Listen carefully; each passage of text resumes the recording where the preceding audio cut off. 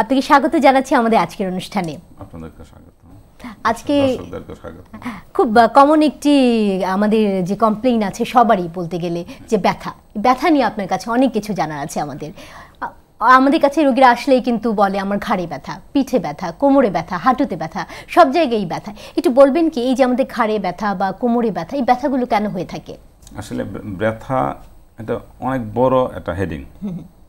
তো এখন কোথায় ব্যথাটা হলো? ঘাড়ে ব্যথা হলো, না কোমরে হলো, না পিঠে হলো, না কোনো জয়েন্টে হলো, না মাসেলে হলো? তো স্ট্রাকচার হিসাবে ব্যথাটাকে আমরা ডিফারেন্সিয়েট করতে পারি। কারণ আপনি যেটা বলতেছিলেন প্রথমে ঘাড়ে ব্যথা, ঘাড়ে ব্যথার জন্য আমরা ঘাড়ে অনেক ধরনের ব্যথা আছে।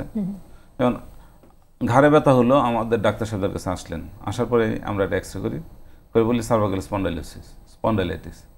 আসলে এটা একটা স্পন্ডাইলাইটিসটারও বাংলা হলো একটা ইনফ্লামেশন বা প্রদাহ, মানে ঘাড়ে একটা ব্যথা। আলাদা কিছু বলা হলো না, মেডিকেল টার্মে বলা হলো স্পন্ডাইলাইটিস। এই তো আমাদের খুঁজতে হবে কারণটা কি। যেমন আঘাতের জন্য ব্যথা হতে পারে, ওখানে স্পাইনাল কর্ড আছে, স্পাইনাল কর্ডের ব্যথা হতে পারে, ওখানে ভার্টিব্রাল বডি আছে, ভার্টিব্রাল বডির জন্য ব্যথা হতে পারে, দুইটা ভার্টিব্রাল বডির মাঝখানে ইন্টারভার্টিব্রাল ডিস্ক আছে, ডিস্কের জন্য ব্যথা হতে পারে, তারপরে নার্ভ রুটে প্রেশারের জন্য ব্যথা হতে পারে, ওখানে অনেকগুলো রক্তের নালী আছে, তাতে প্লাগ জমলে বা ভার্টিব্রাল আর্টারিয়াতে রোমা হলে ব্যথা হতে পারে। তো এই জন্য ব্যথাটাকে ডিফারেন্সিয়েট করে মানে ডায়াগনোসিস করতে হবে যে আমাদের কি কারণে ব্যথা। যেমন রিউমাটয়েড আর্থ্রাইটিসের জন্য ব্যথা হতে পারে, তারপরে কোমরে ব্যথা, এটা তো একটা কমন প্রবলেম। মানে ম্যাক্সিমাম মানুষই, আগে মানুষের ধারণা ছিল বুড়া মানুষ হলেই বোধহয় কোমরে ব্যথা নিয়ে চলতে হবে, কিন্তু আসলে এখন ভালো পরীক্ষা নিরীক্ষার ব্যবস্থা আছে, আমরা আইডেন্টিফাই করতে পারি কেন ব্যথাটা। তো যেমন ঘাড়ে ব্যথার অনেক কারণ আছে, ঘাড়ে ব্যথার কারণ, কোমরে ব্যথার অনেক কারণ আছে। কোমরে ব্যথার জন্য ভার্টিব্রার জন্য হতে পারে, প্যারাভার্টিব্রাল মাসেল মানে ভার্টিব্রার মানে মেরুদণ্ডের পাশে যে মাসেলগুলো থাকে, মাসেলের জন্য ব্যথা হতে পারে। তারপর লিগামেন্ট থাকে, লিগামেন্টের জন্য ব্যথা হতে পারে। আর প্রতি দুইটা ভার্টিব্রা বডি আছে, মানে হাড়গুলো আছে, হাড়গুলোর মাঝখানে ইন্টারভার্টিব্রাল ডিস্ক থাকে। ম্যাক্সিমাম ক্ষেত্রে যে জিনিসটা হয়, হাড়ের মাঝখানে ডিস্কটা বিভিন্ন কারণে সরে যায়।